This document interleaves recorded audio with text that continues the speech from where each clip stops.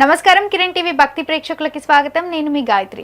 ముందుగా ప్రేక్షకులకు అందరికీ కూడా ఉగాది శుభాకాంక్షలు. కొత్త సంవత్సరంలోకి అడుగు పెడుతున్నాం కాబట్టి ఈ సంవత్సరం అంతా ఏ విధంగా ఉండబోతుంది, ఎలాంటి జాగ్రత్తలు తీసుకోవాలి అని తెలియజేయడానికి గోనుగుంట్ల సురేష్ బాబు గారు ఉన్నారు. వారితో మాట్లాడదాం. నమస్కారం గురుగారు. గాయత్రి గారు నమస్కారం అండి. గురుగారు, అసలు ఈ సంవత్సరం పేరేంటండి? ఓం గం గణపతియే నమః. స్వర్ణలక్ష్మి నమస్తే అస్తు. పరబ్రహ్మ స్వరూపిణి రాజ్యం దేహి ధనం దేహి సర్వకామాంచ దేహి మే. తల్లి, ఈ సంవత్సరం పేరు ఫస్ట్ తెలుసుకోవడం చాలా ఇంపార్టెంట్. ఒక్క స్టెప్ కొంచెం డీప్గా చెప్తాను. నారద మహర్షికి 60 మంది కుమారులు ఉన్నారు. ఒక యుద్ధంలో వాళ్ళంతా చనిపోతారు. తండ్రి కాబట్టి బాధ ఉంటుంది కదండి. 60 మంది కుమారులు చనిపోతే విష్ణుమూర్తి దగ్గర ఇంకా నారాయణ నారాయణ అంటూ ఉంటాడు కాబట్టి ఆయన దగ్గర ఏడుస్తాడు. అప్పుడు నీ కొడుకులు నిజంగా చనిపోలేదు, కాలపురుషుడి దగ్గర ఉండేసి ఒక్కొక్క సంవత్సరాన్ని ఒక్కొక్క కొడుకు రక్షించుకుంటూ రిప్రజెంటేషన్ చేస్తూ ఉంటాడని విష్ణుమూర్తి వరం ఇస్తాడు. అందుకని ఈ 60 సంవత్సరాల పేర్లు అనమాట ఇవి మనకి. ఈ 60 సంవత్సరాలకు ఒక్కొక్క పేరు నారద మహర్షి యొక్క కుమారుల పేర్లు ఇవి. ఇది చాలా మందికి తెలియదు అనమాట. అయితే ఆ సంవత్సరంలో ఆయన కుమారుడు ఒక ఆయన హెడ్ దీనికి. ఆయనకు ఒక రెస్పాన్సిబిలిటీ ఇస్తారు. అంటే ఈ సంవత్సరం అంతా నువ్వు అందరినీ ఇలా జాగ్రత్తగా చూసుకో, కాపాడుకో, సృష్టిని రక్షించు, ఈ కాలపురుషుని గమనంలో వాళ్ళందరినీ వాళ్ళ విధులు చేసే విధంగా చూడమని వాళ్ళకి రెస్పాన్సిబిలిటీస్ ఇస్తారు. అందుకని ఒక్కొక్క సంవత్సరం ఒక్కొక్క కుమారుడు అధ్యక్షుడు కాబట్టి వాళ్ళ స్టైల్ దీన్ని కాపాడుతూ ఉంటారు. ఈ కుమారుడి పేరు పరాభావ నామ సంవత్సరం. అది పరాభవం అంటే మనకు అందరికీ ఉంటుంది. అభావం అంటే ఇన్సెక్యూరిటీ, ఇన్ఫీరియారిటీ కాంప్లెక్స్ అనేది. పరా అంటే దూరంగా ఉండు అని. అంటే మనలో ఉన్న ఇన్ఫీరియారిటీ కాంప్లెక్స్కి, ఇన్సెక్యూరిటీస్కి మనం దూరంగా ఉండాలి అని దాని మీనింగ్. అంతేగాని అవమానం జరుగుతుంది అది ఇది జరిగిపోతుందని కాదు. మనలో ఉన్న ఇన్ఫీరియారిటీ కాంప్లెక్స్కి, ఆత్మన్యూన్యత భావానికి, పిరికితనానికి దూరంగా ఉండండి, ధైర్యంగా ఉండండి అని. మరి అది ఎలా జరుగుతుంది?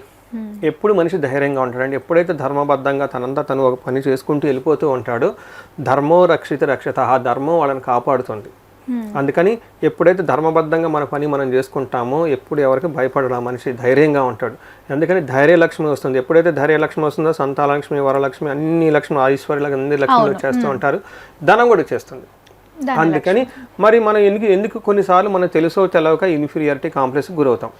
ఫేక్ ఎక్స్పీరియన్స్ పెట్టుకుంటాం, ఏదో రాంగ్ కమిట్మెంట్ ఇచ్చేసి ఆవేశం చేసేస్తూ ఉంటాం. అప్పుడు ఏం చేయాలి? మరి మన కరెక్ట్ మార్గంలోకి రావాలి కదా. ఆ కరెక్ట్ మార్గానికి రావడానికి ఈ 7 బేస్ అనమాట. అందుకని మన పూర్వకాలంలో లేదంటే గతంలో ఏదైనా మిస్టేకులు చేసినా, తెలుసో తెలవక అధర్మ మార్గంలో ప్రయాణించిన మనకున్న భ్రమలని పటాపంచలైపోయేసి వాళ్ళ పరాభవం, అవమానానికి గురయ్యి, అపజయానికి గురయ్యేసి భంగపడి రియాలిటీ తెలుసుకొని మళ్ళా సన్మార్గంలో అవ్వాల్సిన సంవత్సరం కాబట్టి పరాభావనామ సంవత్సరం అంటారు. ఓకే, తప్పకుండా గురుగారు. ముందుగా ద్వాదశ రాశుల్లో మేషరాశి వారి గురించి మాట్లాడుకుందాం. వీళ్ళకి ఆదాయము, వ్యయము, అవమానము, రాజపూజము ఇవన్నీ కూడా ఎలా ఉండబోతున్నాయి? అంటే ఏళ్ళనాటి శని నడుస్తుంది అని విన్నాము. సో ఎలాంటి జాగ్రత్తలు తీసుకోమంటారు ఒకసారి తెలియజేస్తారా? సో గాయత్రి గారు, వెరీ గుడ్ క్వశ్చన్ అండి. సో ముందుగా మనం అమ్మవారికి ప్రార్థన చేద్దాము. మంచి విషెస్ ఈ రాశి వాళ్ళకి ఇద్దాం, సరేనా? ఓం గం గణపతియే నమః. స్వర్ణలక్ష్మి నమస్తే అస్తు. పరబ్రహ్మ స్వరూపిణి రాజ్యం దేహి ధనం దేహి సర్వకామాంచ దేహి మే. శ్రీ పరాభావ నవ సంవత్సరంలో మేషరాశి వారందరికీ స్వర్ణలక్ష్మి అమ్మవారు బ్రహ్మతత్వాన్ని కలిగించాలి. ఓకే, ఇదేంటి పెద్ద మాట, బ్రహ్మతత్వము ఏంటండి ఇది అనుకోవద్దు. ఎప్పుడు నవ్వు ముఖంతో చిరునవ్వుతో సంతోషంగా ఉండటం అనేది బ్రహ్మతత్వానికి.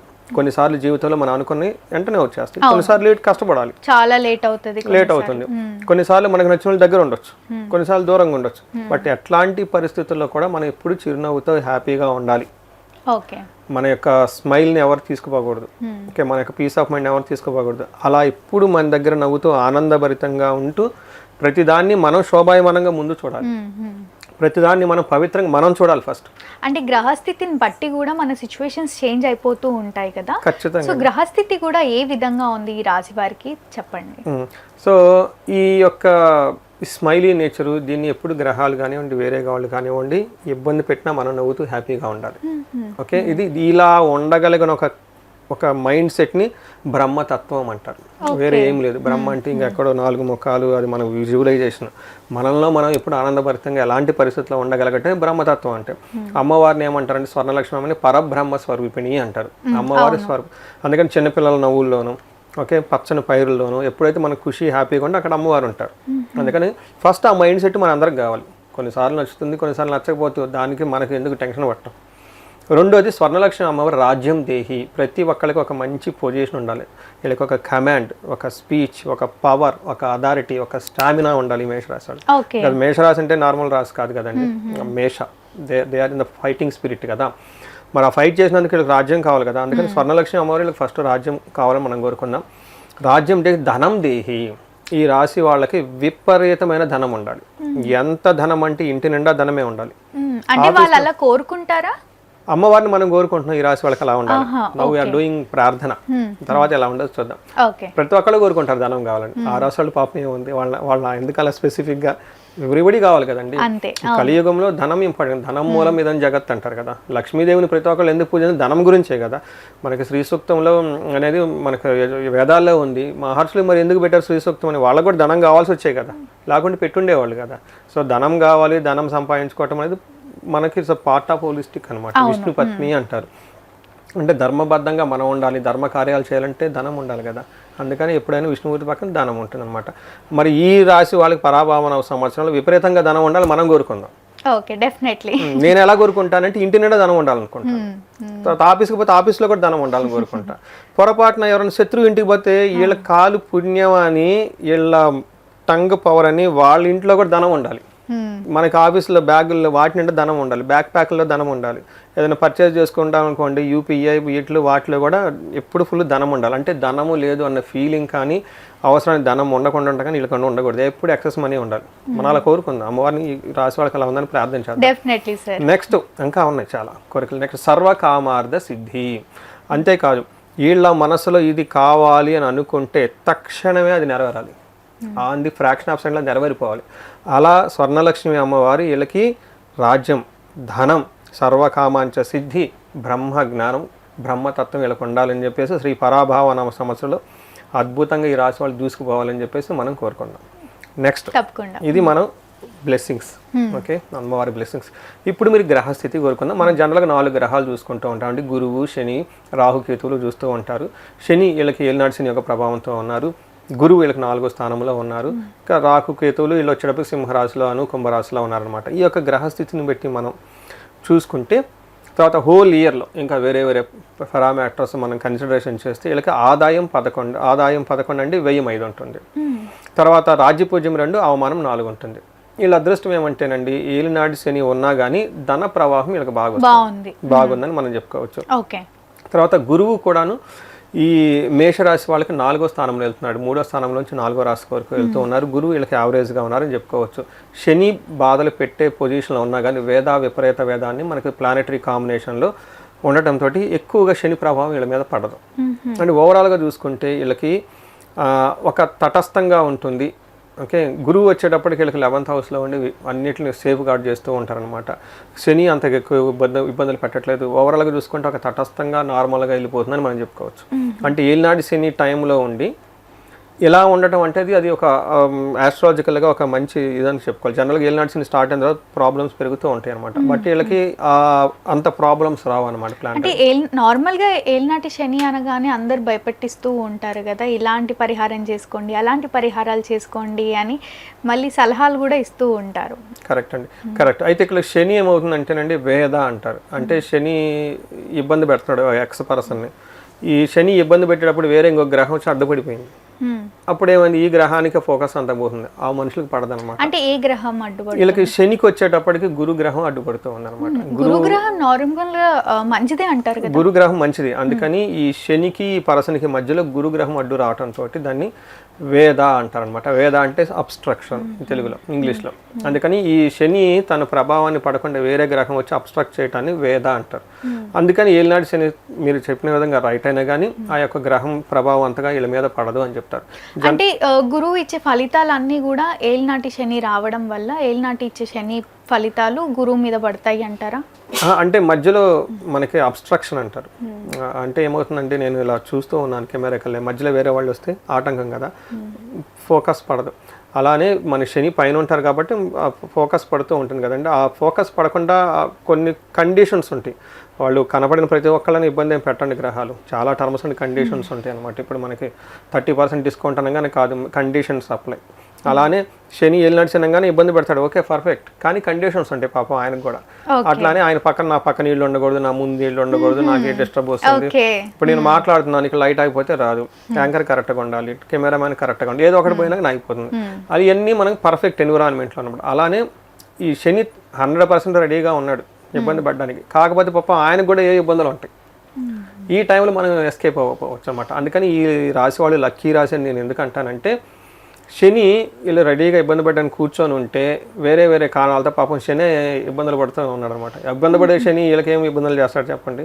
దీనికి వేద అంటారు, అంటే వేద అంటే వేడుపు, లేదంటే అబ్స్ట్రక్షన్ అని ఇంగ్లీష్లో అంటారు అనమాట. ఇది బ్యూటిఫుల్ కాన్సెప్ట్ అండి, చాలా కొద్ది మంది తెలుస్తుంది. ఈ ప్రకారం చూసుకుంటే they are lucky people, very very lucky people. జనరల్గా మనకి ఏం చెప్తారంటే నిత్య సంవాదం, ఏలినాటి శని ఉంటే నిత్య సంవాదం అని చెప్తూ ఉంటారు. రెండోది దారిద్ర్యం, మానహాని, అంటే గౌరవం పోతుందంట. ఎప్పుడు వరకు ఆర్గ్యుమెంట్ చేసుకుంటూ ఉంటారు బాస్ తోటో వాళ్ళతోటో వీళ్ళతోటో. రెండోది వచ్చేటప్పటికి ఫైనాన్షియల్గా క్రైసిస్ ఉంటుందని చెప్తారు ఈ ఏలినాటి శనిలో. అయితే వీళ్ళ యొక్క ప్రభావం ఎంత ఉంటుంది, తక్కువగా ఉంటుంది ఈ వేద కాన్సెప్ట్ తోటి. అందుకని they are very safe guarded అనమాట. ఫైనాన్షియల్గా కొంచెం ఇంట్లో కాన్ఫ్లిక్ట్స్ అవన్నీ వచ్చి కానీ బాగుంటుందని చెప్తారు. మరి గురువు ఏం చేస్తారు, గురువు కూడా ఉన్నారు కదా, మరి ఆయన చేసే పనులు ఆయన చేయాలి కదా. గురువు పాపం వీళ్ళకి మ్యారేజ్ కావడానికి మంచి అవకాశాన్ని ఇస్తాడు, ధనాన్ని ఇస్తూ ఉంటారు, తర్వాత తీర్థయాత్రలు ఎక్కువ చేస్తూ ఉంటారని చెప్తారు. ఒక్క విషయంలో జాగ్రత్తగా ఉండాలి, వీళ్ళకి బాగా సపోర్ట్ ఇచ్చేవాళ్ళు మంచి వాళ్ళు ఎవరైనా ఉంటే వాళ్ళ దగ్గర నుంచి సపోర్ట్ రాదు, మనకి రాదు. వీళ్ళ ఫ్రెండ్స్ కొలీగ్స్ ఎవరెవరో ఉంటారు కదండి సపోర్ట్ చేసేవాళ్ళు, వాళ్ళు ఇంతకుముందు చేసినంత సపోర్ట్ వీళ్ళకి ఎవరు. మనకి ఏం చెప్తారంటే దుర్యోధనుడు తన జన్మ జాతకంలో గురువు 3వ స్థానంలో ఉన్నప్పుడు ఈ యుద్ధంలో ఓడిపోతాడు అనమాట. అప్పటిదాకా విపరీతంగా రాజ్యాన్ని పరిపాలించిన వ్యక్తి, 12 సంవత్సరాలు 14 సంవత్సరాలు పరిపాలించిన వ్యక్తి సడన్గా ఎందుకు పదవిని కోల్పోతారంటే గురువు ఆయనకి 3వ స్థానం 4వ స్థానంలో ఉన్నప్పుడు వాళ్ళ అన్నదమ్ములు వాళ్ళ బంధువులు ఆయన మొత్తాన్ని పోగొట్టుకుంటాడు కదా, ఇలా అవకాశం ఉంటుందని చెప్తారు. అంటే మిత్రులు కూడా శత్రువులుగా మారే అవకాశం ఉందంటారా? అలా కాదు, దుర్యోధనులకి ఆయనకి శత్రువులు ఎవరు, ఆయనే శత్రువు. ఇక్కడ ఏమైందంటే పాప ఆయనకి సపోర్ట్ ఇచ్చేవాళ్ళు లేకుండా దూరంగా వెళ్ళిపోయారు రకరకాల రీజన్ల తోటి. అందుకని మనం అలా జరుగుద్దని కాదు, ఒక అవగాహన ఏంటంటే వీళ్ళు ఈ రాశి వాళ్ళకి పెద్దగా ఇబ్బందులు అయితే లేవు, కానీ వీళ్ళకి ఎవరో మీద ఎక్స్పెక్టేషన్స్ అయ్యి పెట్టుకుంటారు, టీం మీద వాళ్ళ మీద వీళ్ళ మీద, వీళ్ళకి టయానికి సపోర్ట్ లేకుండా పోతారు. ఇది మాత్రం జరుగుతుంది. అది కూడా శని యొక్క బాధ లేదా గురు యొక్క బాధ అని మీరు చెప్పుకోవచ్చు. అయితే వీళ్ళకి ఉన్న ఒక అద్భుతమైన ప్లస్ పాయింట్ ఏంటంటే రాహు 11వ స్థానంలో ఉన్నాడండి. రాహు 11వ స్థానంలో ఉంటే వీళ్ళు ఏదైనా సాధించుకుంటారు, ఏదైనా అంటారు. మనకి మసిబూసి మారేడుగా చేశారంటారు. అంటే ఏంటి, అక్కడ మారేడుగా ఉంది, దానికి మసిబూసి ఇది చేసి మొత్తానికి చేసేసుకుంటారు. అంటే వీళ్ళు ఏదో ఒక విధంగా అనుకున్న పనులు సాధించేసుకుంటారు. అందుకని మేషరాశి పేరులోనే ఉంది కాబట్టి. ఇంకొక అద్భుతమైన అదృష్టం ఏమంటేనండి, మనకి శాస్త్రాలు ఏం చెప్తారంటే గోవాజి గజ సంఘానం సుఖ భోజనం అంటారు. అంటే వీళ్ళ దగ్గర పశువుల నుంచి, గుర్రాల దగ్గర నుంచి, మనుషుల దగ్గర నుంచి సపోర్ట్ వస్తుంది, లాభం ఉంటుంది, సుఖవంతమైన భోజనం చేస్తూ ఉంటారు. అంటే ఇప్పుడు మనకి ఆవులు గుర్రాలు ఏనుగులు అంటే పూర్వకాలం, ఇప్పుడు ఎలా కదండి. ఇప్పుడు రాహు వచ్చేటప్పటికి internet, electronic items, gadgets, foreign connections, dairy farm అలాంటివి, dairy farms, correct, dairy farm కానీ ఇలా వీళ్ళకి సపోర్ట్ ఇచ్చే వాటి నుంచి బాగా రాహు హెల్ప్ చేస్తున్నాడు. మనం ఇప్పటిదాకా ఏం చెప్పేసాం, గురువు సపోర్ట్ తీసుకుంటున్నారని చెప్పేసాం కదా, రాహు నేనున్నాను, ఐఎమ్ దేర్ అని రాహు వచ్చేస్తున్నాడు, హెల్ప్ చేస్తున్నాడు. కానీ కొంతమంది రాహుకేతు అనగానే భయపడిపోతూ ఉంటారు, భయపడే గ్రహాల్లాగా చూస్తూ ఉంటారు, కానీ ఇక్కడ రాహు హెల్ప్ చేస్తున్నాడు. కరెక్ట్, వీళ్ళ అదృష్టం అదేనండి. గురువు జనరల్గా హెల్ప్ చేస్తాడు కదా, గురువు సపోర్ట్ ఇవ్వట్లేదు వీళ్ళకి. కానీ శనికి ఇబ్బంది పెట్టలేని పరిస్థితిలో ఉన్నాడు. రాహు జనరల్గా మీరు చెప్పిన విధంగా నెగటివ్ ఒపీనియన్ ఉంటుంది. ఆ రాహు వీళ్ళకి విపరీతంగా, అందులో ఫిల్మ్ స్టార్లు ఎవరైనా కనుక ఈ రాశి film stars, directors, assistant directors ఈ ఉంటారు కదండి ఫిల్మ్లో, వాళ్ళందరికీ చాలా బాగా కలిసి వస్తుంది. ఫారిన్లో ఉన్న వాళ్ళకి ఈ రాశి వాళ్ళకి విపరీతంగా కలిసి వస్తుంది. ఫారిన్ వెళ్ళాలి అనుకున్న వాళ్ళకి కూడా విపరీతంగా కలిసి వస్తుంది. ఓవరాల్గా చూసుకుంటే మనం చెప్పిన ఆదాయం అంతా బాగుంది, చక్కగా ఉందని మనం చెప్పుకోవచ్చు. గురువు గారు, మళ్ళీ వీళ్ళకి సంవత్సరం అంతా కలిసి రావాలి అంటే, ముఖ్యంగా అదృష్టం కలిసి రావాలి, విపరీతంగా ధనం కలిసి రావాలి అంటే ఏదైనా పరిహారం ఉంటుందా? సో వెరీ గుడ్ అండి. పరిహారాలు అందరికి అవసరం లేదు. ఫస్ట్ వాళ్ళు ఆల్రెడీ బాగున్నప్పుడు పరిహారాలు ఎందుకండి, బాగున్నప్పుడు ఎవరు వెళ్ళం, బాగలేనప్పుడే గుళ్ళు గోపురాలు ఆశీర్వాదాలకు వస్తుంది. నా దగ్గరకు వచ్చేసి గురుగారు అద్భుతంగా ఉన్నాను, ఎందుకు కారణం అని ఎవరు ఇంతవరకు అడగల. ఏమని అడుగుతారు, గురుగారు నాకు ఆ ప్రాబ్లం ఉంది, ఈ ప్రాబ్లం ఉంది, అది ఉంది, ఇది ఉంది అని చెప్పేసి కారణం ఏంటని వస్తారు. వెరీ గుడ్, అట్లీస్ట్ ఆ టైంలో వస్తున్నారు. అందుకని వీళ్ళు పరిహారాలు వచ్చేటప్పటికి ఫస్ట్ శని గ్రహానికి చక్కగా సంపూర్ణ శాంతి పూజలు చేయించుకోవాలి. అంటే శని గ్రహానికి జపాలు, దానాలు, తర్పణాలు, హోమాలు చేయించుకోవాలి. శని అనుకూలంగా లేనందుకు అది కాక శైలి నడిచని వీళ్ళకి చాలా లాంగ్ పీరియడ్ ఉంటుంది, ఇంకా వచ్చే 5 years ఉంటుంది వీళ్ళకి, చాలా దీర్ఘకాలంగా వాళ్ళ మీద ఇంపాక్ట్ ఉంటుంది. అందుకని మనం శని కొంచెం లేట్ చేసే అవకాశం ఉంటుంది, అనుకున్న విధంగా కాకుండా ఉంటుంది. కాబట్టి శనికి శాంతి పూజలు చేసుకుంటూ ఉంటే చాలా చాలా సింపుల్ అండి, అవి చేసుకుంటే పోతుంది. అట్లీస్ట్ శనికి తైలాభిషేకం చేయించుకోవటం, శని త్రయోదశి రోజున కొంచెం జాగ్రత్తగా పూజలు అవి చేయించుకోవటం, వీటన్నిటికంటే ముఖ్యంగా హనుమాన్ కార్యసిద్ధి మంత్రం చదువుకోవటము, లేదంటే హనుమాన్ చాలీసా చదువుకోవటము, హనుమంతుడి కూడా రెగ్యులర్గా వెళ్ళటం చేసుకుంటూ ఉంటూ శని పిప్పలాద స్తోత్రం అని ఉంటుందండి. చాలా చాలా ఇంపార్టెంట్, చాలా కొద్ది మందికి తెలుస్తుంది. మనమంతా చాలా బిజీ, సాఫ్ట్వేర్లో ఉదయం సాయంత్రంకి వెళ్ళిపోతూ ఉంటాం, అవి ఇవి చేసుకుంటూ ఉంటాం, అంత టైం యాడ్ ఉంటుందండి కూర్చొని చదువుకోవడం. ఒక చిన్న మంత్రం ఇస్తే బెటర్ కదా, అందుకని చెప్పేసి వీళ్ళకి శని పిప్పలాద స్తోత్రం అని చాలా బ్యూటిఫుల్ ఉంటుందండి. అసలు అది రెగ్యులర్గా చదువుకుంటే ఉదయం సాయంత్రం సూర్యోదయం సూర్యాస్తమయంలో అలా చదువుకుంటూ ఉంటే శని ఇబ్బందులు పెట్టరు. సో ఇవి కాకుండా చాలా మందికి ధనానికి ఇబ్బంది పడుతూ ఉంటారు. అందుకని స్వర్ణలక్ష్మి విశేష హోమం అని ఉంటుంది, లేదంటే కుబేర పాశుపత అభిషేకం ఉంటుంది. ఇది చేసుకుంటే Lakshmidevi multi sources of income వస్తుంది. దీనితో పాటు కొంతమందికి ఇప్పుడు ఎగ్జామ్స్ అవన్నీ జరుగుతూ ఉంటాయి కాబట్టి దక్షిణామూర్తి హోమము, హయగ్రీవ స్వామి హోమము, నీలా సరస్వతి హోమము, జపాలు, దానాలు, తర్పణం చేసుకుంటే బాగుంటుంది. ఇంకా కొంతమందికి భార్యాభర్తల మధ్య ఎక్కువ మనస్పర్ధలు వస్తుంటాయి. ఇన్ కేసు ఎవరికన్నా కనుక వస్తే వాళ్ళు విశ్వావసు గంధర్వరాజ హోమం చేసుకుంటూ ఉంటే చక్కగా ఉంటుంది. ఒక విషయం గుర్తుపెట్టుకోవాలండి, అండర్ నార్మల్ కండిషన్స్లో వీళ్ళకి పరిహారాలు ఏం అవసరం లేదు.